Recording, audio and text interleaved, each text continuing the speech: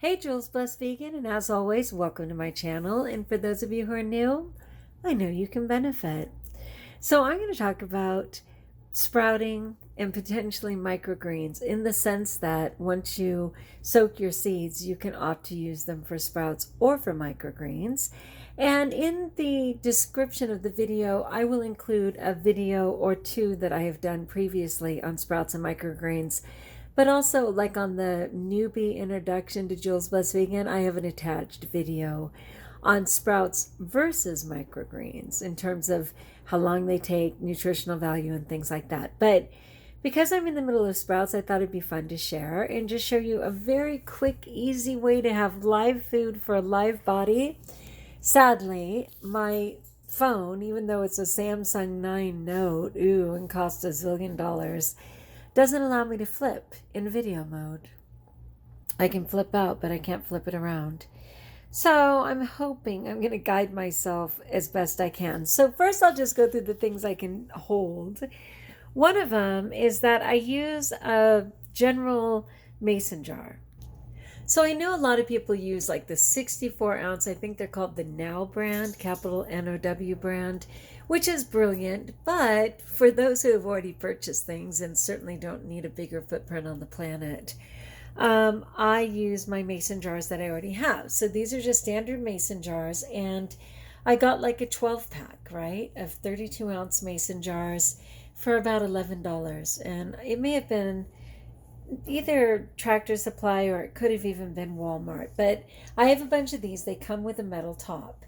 So really easily, I just take off the metal top, and it's a two-part top. So there's the twist and then there's the metal inside. And I just got a roll of this at probably Home Depot for about $5. And it's a very fine screen. I think you can see it's very fine, like no little seed, not even a chia is going to go through that screen. It has a fiberglass base. And I know some people are like, oh God, you got to watch your screens, it might be toxic. Well, to be fair, it's only used for the draining of the jar, and the seeds barely touch it, and it certainly doesn't sit in the water, being absorbed. I am not concerned. So what I do is I use one of the lids as my template, and I cut a couple of those screens. And then I'm going to show you some of the different seeds that I have. You know what? I get organic seeds wherever I can online for the best buy. And this one was from Rainbow Heirloom, I guess. So these were broccoli sprouting seeds, organic, yay. These ones, very common, Sprout House, it's very popular. And these are radish, which I love because I love heat.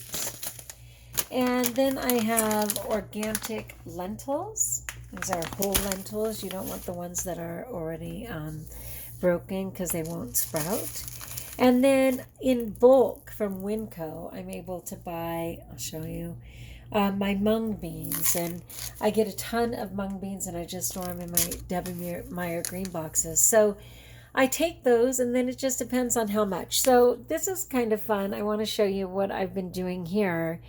I started out with just 2 jars with the mung beans, and I literally just put 1/3 cup of mung beans in a jar. So here's one of my jars, and you can see this has been 4 days, and I think you can see the tails on these. They are quite sprouted. A lot of people would choose to go ahead and already eat these as is and recognizing them as just sprouts. Because they multiply so quickly, what I do is I go ahead and put in that 1/3 cup. I soak it literally for 24 hours. After 24 hours, it already has tails, and you can see I've used my screen on top. I go ahead and drain it, rinse it again, let it really drain in just my regular dishwasher rack. And then I just set it up, and I don't tend to get mold or anything. So I went ahead and did 2 1/3 cup jars. Well, right away, they doubled. So when they doubled, I went ahead and got 2 more jars, and I broke them in half. So then I had 4 jars with halves. And again, they continued to grow with their tails getting much longer.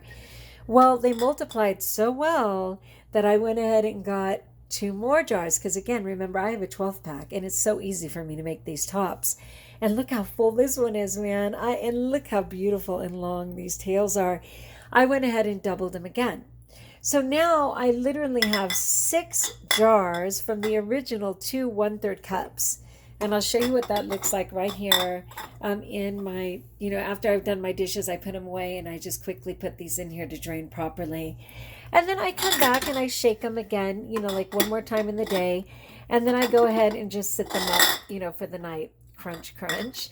Okay, so in addition to that, as I suggested, I went ahead and did the broccoli, and these just smell amazing. They smell amazing. And again, this has been 4 days as well, but the tails are so little because the seeds are so little.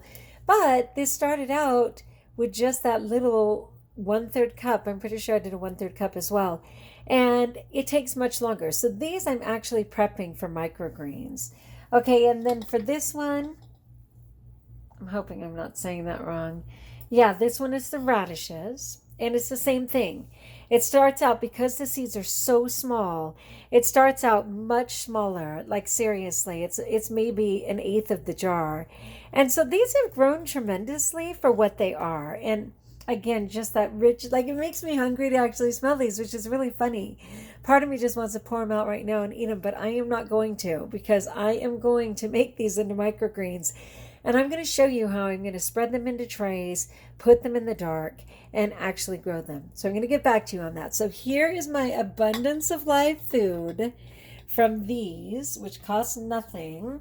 I did not make lentils this time. They're so much fun. I did not make chia this time. They're so much fun. But for the chia, because I don't need to soak them, and you really can't anyway because they become gelatinous, right? I will simply put the chias on the trays and go ahead and make those into microgreens as well. So I look forward to sharing that with you. I am just kicking it on live food for a live body and encouraging you to do the same, because it is so inexpensive, very fast. And when we're in something like the COVID and certainly quarantine and not having access to farmers markets and things in certain areas, it's nice to know that we can still have live food and that we will not be without food. If we just take the time to do the smallest amount of prep, God will do the rest. All right, my friends, like if you like, join us if you haven't, subscribe. Let me know in the comments below how I may support you from Jules Blessed Vegan Kitchen. What? Yeah. And I will show you tomorrow the next part on getting those trays going. Okay, have a good one, my friends. And best of all, know that you're blessed.